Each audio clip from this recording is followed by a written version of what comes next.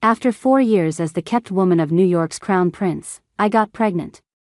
When I asked if he liked kids, his answer was cold, no. I hate them. But then he immediately turned around and flew off to bring his pregnant first love back to the States. My heart went cold. I faked my death and skipped town with the baby, the whole 9 yards. But raising a kid is expensive. To make ends meet, I became a parenting influencer online, and one day, I accidentally showed my face.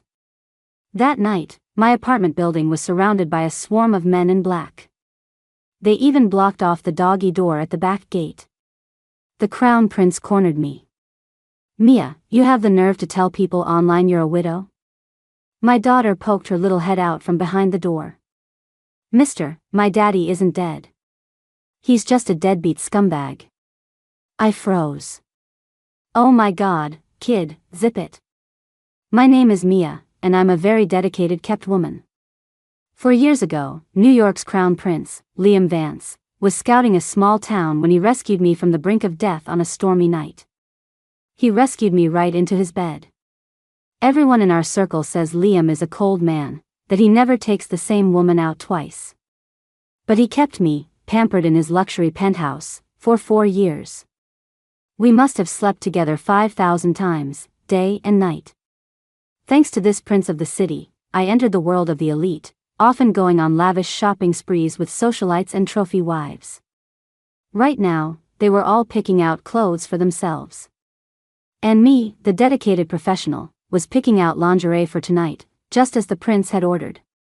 I had just swiped my card for a silk number when a text came in. "Too cheap. The material will feel awful. Get something else." That jerk was monitoring me in real time. So demanding. "But since you're my sugar daddy, I'll play along." As I was grumpily picking out a second option, I glanced at a billboard and saw a beautiful woman. Beneath her, the caption read, "Spokesperson, Alice Lane." I subconsciously read the name aloud, and a mechanical voice suddenly echoed in my mind. It said I had triggered a keyword and informed me that I was the evil other woman in a secret baby CEO romance novel. I was so shocked that I didn't catch most of the plot details, except for the part where my character also has a daughter. Yeah, right. Liam always used protection with me. How could I possibly be pregnant? This had to be some new kind of phishing scam. But when I got back to the penthouse after shopping, I found our housekeeper Mrs. Davis's little granddaughter in the bedroom, playing with a sewing kit. In her little hands was a long string of condoms she had poked holes in and threaded together. Apparently, all the ones we'd used had been sabotaged the same way. I just stood there. Was I really just part of the author's sick game? I couldn't help but get lost in thought. So lost that I stayed that way deep into the night. I didn't even notice when Liam came home. He took a shower, and his lean, muscular body slid up against me from the other side of the big bed. The warm steam and the soft kisses on the back of my neck instantly snapped me out of it. "What are you thinking about?" Liam's voice was a little raspy, with a lazy, nasal tone. It was his little tell when he was turned on. He's used to being in control, always taking the lead. He always wants it first but insists I make the first move. But no matter how skillfully his fingers massaged me tonight, my mind kept wandering. Liam was clearly not pleased. His large hand clamped around my waist, lifting me onto his chest. The ticklish sensation finally made me open my watery eyes. "Liam." He had been frowning, but seeing me look so pathetic, he softened his tone and coaxed me. "Hey, what's wrong? If you're unhappy, just tell me, I remembered the mechanical voice from the afternoon and couldn't stop myself from blurting out. "It's nothing, just, will you ever get married?" According to the plot summary the voice gave me, I'm the evil villainess, obsessed with marrying the male lead, Liam. And while Liam spends lavishly on me in the early stages, he's just using me to scratch an itch.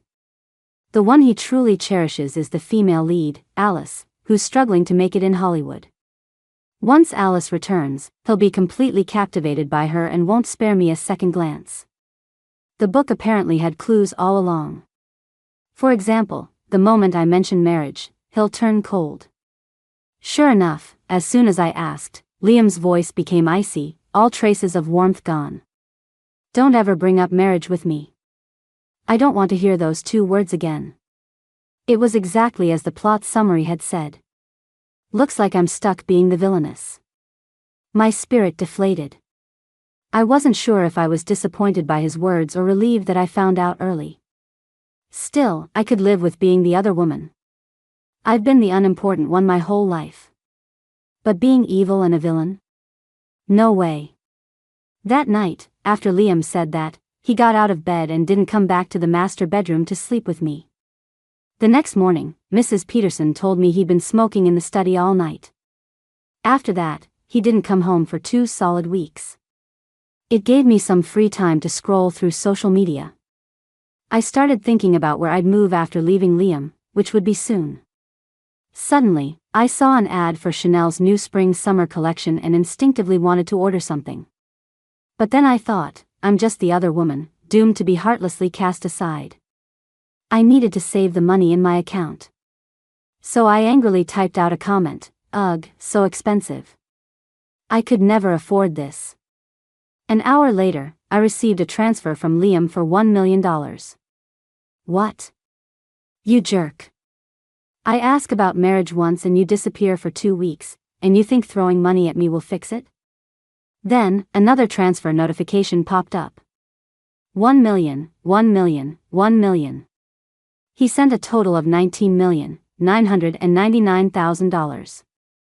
Okay, throwing money at me works. It works very well. I shot up from the sofa like a bolt of lightning, put on some exquisite makeup, and went out. On the way, I even bought a container of chicken soup that looked homemade. When I reached the top floor of his company building, I heard voices coming from his slightly ajar office door. "Alice is coming back. You knew that, right?" "Yeah," came Liam's cool reply. "Of course. I'm sure she told you first. By the way, I think she knows about that little canary you've been keeping." The man was about to say more, but Liam cut him off. "It doesn't matter. I'll handle it." My heart sank. Handle me? I wanted to keep eavesdropping, but a secretary behind me interrupted. The office door opened, and the man who had been talking walked out. He must have been one of Liam's childhood friends from the old money circles of New York. I'd seen him in the tabloids. But Liam never introduced me to his friends, so I didn't recognize him in person. Thinking about it now, it was probably because I was just the other woman, not worthy of an introduction. Curiosity got the better of me, and I turned to get a better look at him. When I turned back, I was met with Liam's icy stare. What? I remembered the stream of bank transfers and decided not to bite the hand that feeds me. I put on a smile and sidled up to him. "Mr. Vance, you've been so busy lately, huh? Are you tired?" Liam didn't say a word. He just shut the door behind me and locked it. Then he swept me into his arms and set me down on his massive desk. After 4 years of intimacy, he knew my body like the back of his hand. Staring at other men the second you leave the house, but you can't even spare a glance for your own? I'm gone all this time, and not a single call or text from you. I guess you didn't miss me at all? Mia, are you asking for it, I could barely hear what he was saying. It felt like fireworks were exploding behind my eyes. In a haze of pleasure, I whimpered, "Liam, you big jerk. Wah. Do your employees and all your little fans know you have a thing for bunny ears in bed? You're so bad at this. Are you getting old? Can't get it up anymore?" Saying the wrong thing had even worse consequences. Terrified someone outside the office would hear, I quickly surrendered. Okay, you're amazing. Liam, you're not old. Daddy, you're my daddy. Daddy. At that, the veins in Liam's neck bulged with excitement. He leaned down and kissed me, deep and hard. Wait. Why did that turn him on? Soon enough, I was the one who got turned on its head. I was pregnant. My legs were like jelly when I left his office that day, and my stomach felt crampy and bloated. A test confirmed it, 2 pink lines. Looks like I was already pregnant before. The plot was unavoidable. The mechanical voice in my head told me what was next, would give birth to a daughter. Then, driven by jealousy, I would crazily swap my daughter with Alice's and even abuse the child. After a series of baby swap shenanigans, I'd finally be exposed, and both children would grow to love Alice. Liam would despise me, refusing to even see me. In the end, I'd be thrown into an underground auction, tortured for the rest of my life, and left to suffer a fate worse than death. My face turned pale, and I sat down for a long time to process it all. I immediately decided to leave. The child was mine. I didn't want to be like my mother, who abandoned her own child because she hated my father. The money I had should be enough to raise my baby. I packed a few things and slipped out of the penthouse under the cover of darkness. Unfortunately, my first escape attempt was a failure. I'd planned to lie low in Miami, which was close to New York, before catching another flight. But the moment I deplaned, someone was waiting for me at the gate. It was Liam's personal assistant. "Miss Mia, Mr. Vance said you left in a hurry and probably forgot some things. He sent me to buy you whatever you need." He then handed me his phone, which was already connected. I took it, my body stiff. Liam's deep voice came through the receiver. "Leaving so suddenly? Felt like a vacation?" "Yeah," I said, trying to sound natural. "I was bored at home, and you weren't around." "Where are you?" "In LA, taking care of some things." I knew he was there to pick up a pregnant Alice. I asked anyway. "What kind of things?" "Business." I was silent for a few seconds, my gaze falling to my stomach. Then I suddenly spoke. "Liam, do you like kids?" There was a moment of silence on his end. Then came a few clearly annoyed words. "No. I hate them." I froze. Then, a sense of relief washed over me as I smiled. What a coincidence. Me too. I didn't tell Liam I was leaving for good. I'd recently binge-read 100 CEO novels. I knew that Liam having people watch me was just a man's natural possessiveness at play. I also knew that this relationship, which he started, had to be ended by him. But I didn't want to be like the heroines in those novels, trying to escape 99 times. Not only because I couldn't outplay a man with as much power as Liam, but also because my baby bump would soon be impossible to hide. Under the protection of his personal assistant, I spent a few days in Miami before returning with him to New York. Liam still hadn't come back. According to the gossip sites, Alice had returned to New York yesterday. Not a single photo had leaked. Only the Vance family could provide that level of security. That night, after the servants had gone to bed, I took out my phone and dialed a number. I need a death certificate and a new identity. The person I called was Liam's best friend, Jason. He was the man I'd seen in Liam's office that day. I sought him out because, after we met, Jason had contacted me privately. He told me he saw Alice as a sister and wouldn't let her get hurt. He also said that Liam and Alice were meant to be and that I should know my place and leave. Oh, I knew my place all right. How else could I have become the kept woman of New York's most difficult crown prince? Still, Jason was surprised by my call. After all, arranging a death certificate and a new identity wasn't simple, even for him. "Seriously? You just want to leave Liam? Does it have to be this complicated?" I told him about my failed escape attempt. Jason swore. "Damn, Liam's really keeping you on a leash?" I replied sarcastically, "Well, what can I say? I'm just that charming." Jason shot back, "You witch, have you no shame? Watch your mouth, Jason. One more word and I might just change my mind. How about I stay and break up your precious Alice and Liam?" In the end, Jason had to apologize. He said through gritted teeth, "I can arrange the death certificate and new identity, but with Liam keeping you under lock and key, can you even get out? A kept woman, TCH. I don't believe you can outsmart Liam." As it turned out, he was wrong. I wasn't just a kept woman. I was a woman who had read 100 CEO novels and The Art of War. After my first failed escape, I was much more careful the second time. Ever since my sudden solo trip, Liam must have gotten suspicious, because I was followed everywhere I went. Even when I went shopping, there were always black cars waiting near every exit of the mall. I pretended to behave for about 2 weeks, then one afternoon, I called Liam and invited him to dinner. He hadn't been back in over a month. We barely texted or called, except for an occasional message from him asking if I was being good. His tone always felt so perfunctory. After all, his destined leading lady was back. It was time for the other woman to exit the stage. To my surprise, however, Liam actually agreed to my dinner invitation. I might be a little late tonight. If you're hungry, go ahead and eat first. I knew what that meant, but I put on a pouty voice. Mr. Vance, that's so mean.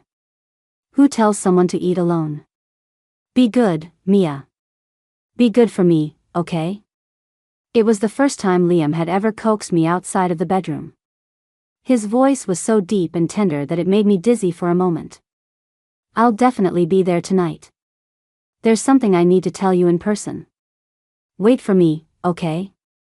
Okay. I answered softly, playing the part of the obedient girlfriend to lower his guard.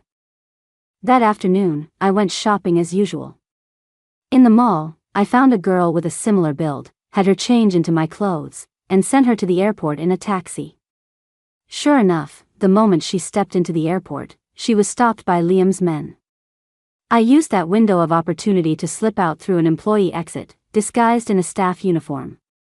The moment I successfully ditched everyone and got into a private car, my phone rang. It was Liam. The name on the screen read, Mia's favorite man. For a moment, a flood of memories rushed back. I'd changed his contact name once when I went with him on a business trip to Finland, where he took me to see the northern lights. Under the aurora, I kissed him for the first time and changed all his contact info to that. We had our sweet moments. Even if that sweetness was only mine to feel. I stared at the flashing screen, my hand gently resting on my stomach. The bitterness in my eyes slowly turned into a smile. Mr. Vance, thank you for the care and warmth you gave me. I don't regret knowing you at all. Goodbye, and I hope we never see each other again. 8 months later, in a small coastal town, I gave birth to my daughter, Rosie. From then on, my life was filled with a new, inseparable presence, becoming both chaotic and happy. After Rosie was born, I didn't go back to work. Partly because I couldn't manage a job while raising a baby alone. And partly because I had plenty of savings from my time in New York. But when Rosie turned 4, I realized I couldn't just live off my savings forever. Even though she was a sweet, well-behaved girl who was thrilled to eat a $1 pastry, I wanted to give her the best of everything. Deep down, I carried an unshakable guilt toward her. My selfish choice meant she was born without a father. After some research, I started a social media account and became a parenting influencer. I was just trying it out, but Rosie was so exquisitely cute that she quickly went viral, becoming a rising star among kid influencers. Every video and picture I posted of her got a staggering number of views and likes. Soon, I had over 1 million followers and started doing live streams. Probably out of paranoia, I never showed my face during streams, always wearing a mask. This only made my followers more curious about me. Some even joked in the comments that I was some billionaire's runaway wife. I never replied and didn't think much of it. Until one day during a live stream, Rosie was jumping around and playing and accidentally knocked off my mask. The chat exploded instantly. Countless comments flooded the screen. Most of them were about how pretty I was. I quickly put my mask back on, thinking it was just a few seconds of exposure, probably no big deal. But one comment made my entire body go rigid. Hey, is it just me, or does Rosie's mom look exactly like the woman on Liam Vance's phone wallpaper? I was so scared I immediately ended the live stream. After putting Rosie to bed, I hid in the study and opened my laptop. It was the first time in 5 years that I had searched for news about Liam. Liam had always hated being in the tabloids, so there was almost nothing to find. Using my expert gossip hunting skills, I found a photo from a business conference posted by a small account. In the grainy picture, a tall, handsome man stood in the shadows, looking down at his phone screen. The dim light cast shadows on his features, but you could vaguely see the intense, thick emotion in his eyes. And on the screen was the blurry profile of a woman. She was smiling sweetly, a single red cherry held between her delicate white fingertips. Many people in the comments were guessing the woman's identity. A lot of Alice's fans were jumping in, claiming it was their idol and that she and Liam even had a child together, like something out of a secret marriage to a tycoon novel. But I was completely frozen. Because that photo was of me. It was me at 21, right after I had become Liam's kept woman. But why would Liam use my photo as his phone wallpaper? I couldn't figure it out. So I decided not to think about it. That had been my motto ever since I left him. 5 years had passed. Liam and I were now complete strangers who knew each other all too well. I told myself, I loved him when he didn't love me, so whatever he does now is none of my business. I quickly posted a statement on my account. The gist was, I'm a single mom raising Rosie alone. Her father is dead. Thankfully, society is more accepting now, and the statement just made my fans cheer me on. I thought that would be the end of the little incident. But that evening, when Rosie and I came back from the supermarket, I sensed something was off in our neighborhood. The old folks who usually played chess or relaxed in the courtyard were all gone. The gatekeeper and security guards were nowhere to be seen. There wasn't a soul in sight. Rosie huddled close to me, her small hand clutching my skirt. Mommy, why is it so quiet? It's scary. I was scared too. I bent down, scooped Rosie into my arms, and hurried upstairs. When we got inside our apartment, I looked down. The shoes I had neatly arranged before we left were now slightly askew. Someone had been inside. My heart leaped into my throat. I thought of the mechanical voice from 5 years ago. And the accidental face revealed during today's live stream. This was a novel world. What if Alice found out about Rosie, and sent people to take us? I couldn't risk Rosie's safety. I quickly wrapped her in a down jacket, picked her up, and tried to sneak out the back of the building. But the back gate of the complex was locked. Even more ridiculously, the doggy door at the bottom was blocked. With a concrete pillar, no less. I was dumbfounded. Just then, I heard the sound of disciplined, uniformed footsteps behind me. Countless bodyguards in black suits approached, forming 2 neat lines. And at the end of the line, dressed in a dark gray trench coat, stood Liam Vance. The moment I met Liam's cold, emotionless gaze, 3 words echoed in my mind. I'm so screwed. Rosie was over 4 now. She was a healthy, well-fed little girl, and I usually struggled to carry her. But at that moment, I held her so tightly I didn't dare loosen my grip. She squirmed in my arms, muttering, "Mommy, your arm is squeezing me too tight." I couldn't speak, instinctively backing away. But all my escape routes were blocked. By the time I was pressed against the wall, Liam was standing right in front of me. His tall frame, which once made me feel so safe, now loomed over me, making me incredibly nervous. I swallowed hard, feigning composure. "Hi, Mr. Vance." 4 years, 8 months, and 17 days. Liam's low, cold voice cut through the air. I was confused, and then I heard him sneer. "You're a good runner, Mia. Go on. Run. Let's see you run now." I was speechless. Rosie struggled in my arms, trying to lift her head. Mommy, I can't breathe." Strangely enough, my daughter, who was usually afraid of cats, showed no fear in the face of the intimidating and dangerous Liam. The little rascal tickled my armpit, slid out of my grasp, and ran over to him, tilting her head back to stare up at him. "Wow, mister, you're so tall and handsome. Do you have a wife?" "Oh, for crying out loud." How did I end up with such a social butterfly for a daughter? I rushed over, trying to cover her mouth. But the moment I moved, Liam must have thought I was making a run for it. He took one long stride and pulled me in front of him. His other arm wrapped around my waist, pressing my entire body against his. The close contact after nearly 5 years sent a jolt through me, and I quickly tried to push him away. But after just a few shoves against his chest, I felt my face flushed beet red. "Too bad I don't have a gun, or I'd shoot you dead right now," Liam snarled in my ear. "But a man's natural gun was made for you. Feel it? This alone is enough to finish you. Mia, you owe me almost 5 years. How many shots is that, I nearly lost my balance. You. That pig." I couldn't answer Liam's vulgar questions. And I certainly didn't dare push him again. So I just stood there stiffly as he led me upstairs. Rosie followed right behind us like a curious puppy. The commotion must have drawn attention, because as we reached our door, our neighbor, Mrs. Miller, opened hers. "Well, hello, Mia.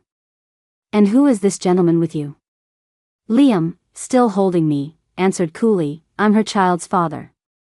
Mrs. Miller's eyes widened. "Her child's father? That can't be right, Mia. Didn't you tell me last time you were a widow?" I wanted to die. The door closed behind us. The cold expression on Liam's face had turned to fury. "Mia, you have the nerve to tell people online you're a widow?" Rosie, who had run to get a glass of water, poked her little head out from behind the door. "That's not right, handsome mister. My daddy isn't dead. He's just a deadbeat scumbag. The scumbag didn't appreciate my mommy, so you better not be a scumbag like him." I groaned. "Oh my God, kid, zip it." Liam sat down in the living room. Without a certain part of him pressed against me, my courage came roaring back. I tried to start. "Mr. Vance, it's getting late." Liam cut me off coolly. "It is late. You've been gone for 4 years, 8 months, and 17 days. I shut my mouth. His gaze shifted to Rosie. His tone instinctively softened. "Come here to Daddy, Before I could say anything, my little social butterfly scampered over and let Liam lift her onto his lap. It was the first time I'd ever seen him hold a child, and it didn't quite fit his image as a lofty crown prince. Liam was teasing Rosie when he suddenly asked me, "Does the child not know who her father is?" I immediately replied, "Mr. Vance, you're mistaken. Rosie is 3.5. Her father passed away in an accident 2 years ago. Since I had a new ID, Rosie's age was officially altered." Liam didn't look at me. He just pinched Rosie's little cheek with his long fingers. "Hear that? Your mommy says you're 3.5. But that yummy cake we talked about is for kids who are 4.5. I guess I can't buy it for you." Hearing this, Rosie immediately shook her head like a bobblehead doll. "No. Mommy's lying. I'm 4 years and 8 months old. I can have it." Liam narrowed his eyes at me, his gaze chilling. I was speechless. I finally understood why my daughter was so clever, sometimes even putting me to shame. It was genetics. Liam's face, which had been cold all night, finally started to clear up. His voice was gentle, if a little clumsy, as he coaxed Rosie. "Do you want a daddy?" "I do," Rosie was about to answer when Liam's phone rang. It was on the table, and Rosie's restless little hand touched the screen, accidentally answering the call. Another little girl's voice came through the phone. "Wah, Daddy." I froze. Rosie froze, too. Liam quickly hung up the phone. But Rosie had already processed it, and her little lips began to tremble. "Handsome mister, you lied. You already have a daughter. Rosie doesn't want you anymore." She rubbed her reddening eyes and ran into her room, sobbing. Seeing my daughter cry, my heart ached, and I immediately followed her, locking the door behind us. I held Rosie and tried to comfort her while Liam knocked on the other side. Mia, listen to me. Rosie, open the door. Let Daddy explain. That phone call just now wasn't. I don't want to hear it. I cut him off, a strange sense of grievance welling up in my chest, acidic and painful. Mr. Vance, I admit I tricked you when I ran away 4 years ago. After all, I spent so much of your money. But since you already have Alice, since you two have a child together, can you please just leave me alone? Stop coming here and hurting my baby. I was your kept woman for those 4 years, but I, Mia, will never be the other woman. Outside the door, Liam's tones suddenly grew dark. How do you know about Alice? What lies did she tell you? I choked back a sob. I know you love her. I know everything. Mia, you don't. Then what is it? Tell me. If you have the guts, then say it. I threw caution to the wind, yelling at the closed door. The one I love is. Liam never finished his sentence. I thought I heard a muffled grunt from outside. Then a thud, like something heavy hitting the floor. By the time I had calmed Rosie down and opened the door, the hallway was empty. It was as if Liam had never been there at all. After that day, Liam didn't come looking for me again. I figured he'd realized his feelings for me were just possessiveness, a simple refusal to admit defeat. He had probably gone back to Alice and their daughter. I went back to my life with Rosie. Half a month later, for Rosie's birthday, I invited her kindergarten friends over for a party. Jason also came from New York. Over 4 years ago, he had helped me escape from Liam. I tried to pay him afterward, but he refused. Before and after Rosie was born, I was alone in a strange city, and Jason actually helped me out a lot. He had a sharp tongue and called me a witch every time he saw me. I always retorted, but deep down, I understood. He was Liam's childhood friend and saw Alice as a sister, so of course he wouldn't think highly of a nameless kept woman like me. Even though he helped me for Alice's sake, I was still grateful. This time, for Rosie's birthday, he brought an expensive gift. While the kids were playing inside, I went downstairs to throw out the trash, and Jason followed me. Mia. Jason suddenly called my name from behind. I turned. Yeah? How about I call you Mia from now on? Jason smiled. Instead of which? I rolled my eyes. Forget it. I'm used to it. I started to walk past him. But Jason grabbed my arm. Mia. I suddenly realized something. Then I heard him say, Rosie is getting older. I hear the kids in her class are always asking about her dad. Have you ever thought about finding a father for her? I used to be biased against you, but I know now that what you and Liam had wasn't what I thought. I know you liked him. That's why you stayed with him. I also know that you're actually a kind and optimistic girl. Mia, why don't you consider letting me be Rosie's FA? Jason didn't get to finish. A tall figure stepped out of the darkness nearby and landed a solid punch right on Jason's jaw. I don't know when Liam got here. You bastard, Jason. You encouraged my woman to run away, and now you're trying to steal her from me. My daughter needs you for a father? I'll be your damn father. It was the first time I had ever heard Liam curse. In my mind, a high and mighty crown prince like him would never use such foul language. Liam grabbed Jason and started hitting him hard, each punch drawing blood. I rushed over to pull him off. Stop it. Are you trying to kill him? Liam, stop. Liam grabbed me, his voice tight with suppressed rage. You're coming with me. Thinking of Rosie upstairs, of her tears and sadness that night, I exploded. Let go of me. Liam, what right do you have to hit Jason? He at least looked after Rosie. What have you ever done as a father? You have a daughter with Alice. Stop coming after me. If you love her, then go love her. Rosie and I don't want your charity. I don't love her. Liam gripped my wrist, his bloodshot eyes locked on mine.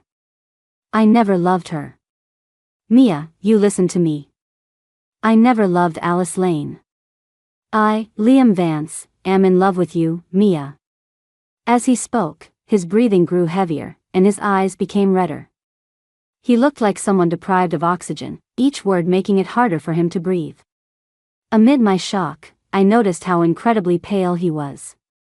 Before I could answer, Liam's grip on my hands suddenly loosened.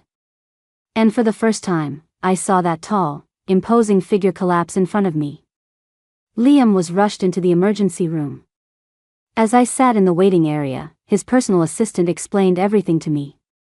Miss Mia, Mr. Vance has been like this for a long time. In fact, even before you left over 4 years ago, he was often unwell. It seemed like whenever he was with you, whenever he showed you affection, he would get sick. That month you were away, when Mr. Vance didn't come home, it was because he was too sick to. And a month ago, when he saw you and little Miss Rosie, he actually collapsed outside your bedroom door. Before he passed out, he signaled to us that we were absolutely not to tell you. He's been in the hospital for this entire month. Today is Miss Rosie's birthday.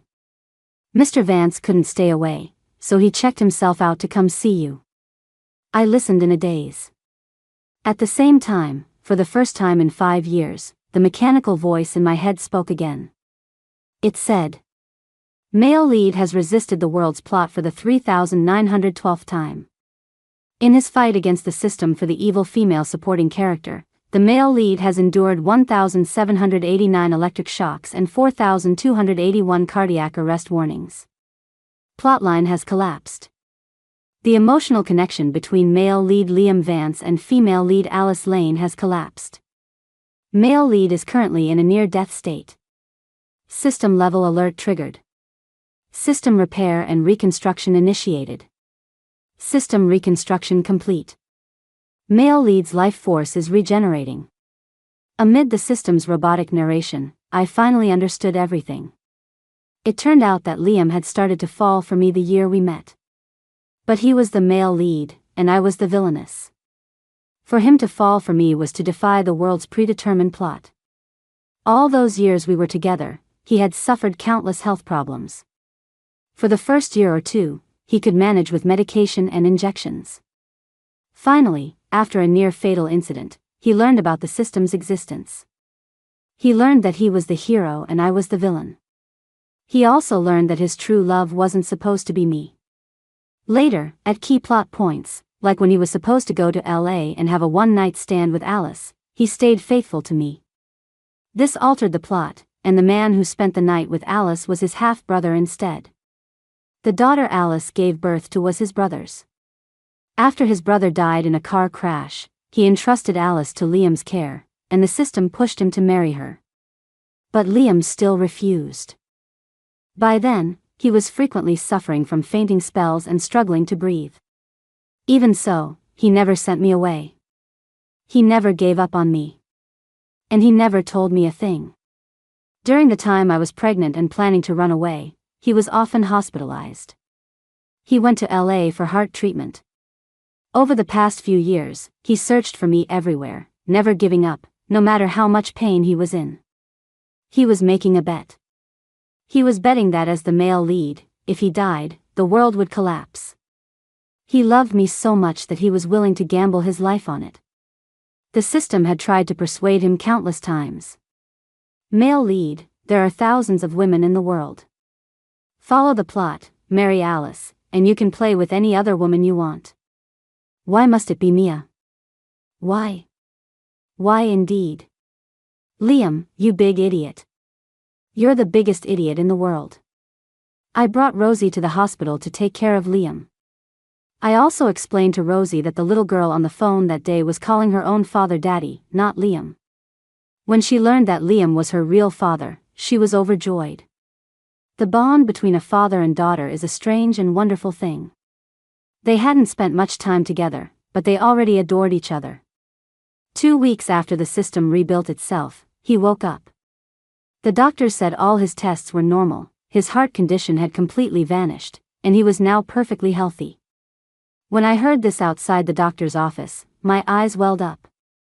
I covered my mouth and turned away, only to be pulled into a tight embrace by a man still in a hospital gown. My love. Liam rested his chin on my neck, kissing me gently, his voice low and firm. We won. From now on, no one can ever tear us apart. Tears streamed down my face. I turned and hugged him back with all my strength. Liam. I'm so sorry. I misunderstood you. Liam cupped my face and kissed away my tears. It's my fault. I should have told you everything instead of hiding it. I'm the one who let you raise our daughter alone for 5 years. I have a bad temper. I'll change. My love, forgive me. Give me one more chance, please. He suddenly let go of me. From his pocket, he pulled out a red velvet box. Inside lay a ring with a magnificent gemstone. My love. You know, I've carried this ring with me all this time. I thought, if I could beat the system, if I could win this bet and be healthy again, I would propose to you. Otherwise, if I could die at any moment, I couldn't tie you down. Mia, will you marry me? Liam knelt on one knee. I didn't know whether to laugh or cry. Who proposes in a hospital gown? And, he wasn't even wearing shoes. Liam, get up. The doctor is still in there, and people are taking pictures of you. I glanced around self-consciously. Did the Crown Prince of New York have no shame? Liam looked up at me, his gaze steady. Say yes, Mia. Or else. I thought he was going to say, or else I won't get up. Instead, he frowned and said coldly, or else I'll destroy that bastard Jason. Do you believe me when I say I can make sure he never comes back from South Africa? I laughed through my tears. Taking the ring, I leaned down and gave him a hug. No flowers. It's not exactly the fairy tale proposal I dreamed of. But, Mr. Vance, if it's you, then anything is perfect. I love you. Liam pulled me into his arms and kissed me fiercely. My love, let's go home first. I had my mom pick up Rosie. He sighed with barely contained desire. After all, if a man's natural gun isn't used soon, it might just break. My face turned bright red again. Liam. Jason's epilogue. When I first told Mia to leave Liam, I expected her to refuse. After all, Liam gave her so much money, kept her in such luxury. Why would a gold digger like her ever give that up? But I never expected that, after learning about Alice, she would still insist on leaving, even while pregnant. At first, I honestly thought she wouldn't last. A single woman with a newborn, no husband, no family support, how could she possibly handle it? I thought she would break and go back to Liam. After all, Liam's daughter would be the darling of New York society. His parents would have spoiled her rotten. But Mia didn't. She was so strong, raising her daughter all by herself. No matter how tired or how hard it was, she never gave up. She pushed through. She even became an influencer and started earning her own money to support her daughter. I realized I had completely misjudged her. She was stronger, kinder, and more worthy of love than I had ever imagined. I called her a witch to her face, but I found myself visiting her more and more, helping her however I could. I knew I was falling for her. Later, Liam told me everything about being the male lead and the system. I thought, maybe Mia and Liam still have a chance. I was happy for them, but I was also sad for myself. Eventually, I couldn't help it, and I confessed my feelings to Mia. Liam punched me, and it was that fight that finally made Mia realize the truth about him. It's a good thing. The girl I once maliciously misunderstood has finally found her own happiness. I know I still owe her an apology. I promised Liam I wouldn't see her again, so I'll never get the chance to say it to her face. But I will always wish her the best. Mia, you deserve Liam's love, and you deserve all of this happiness.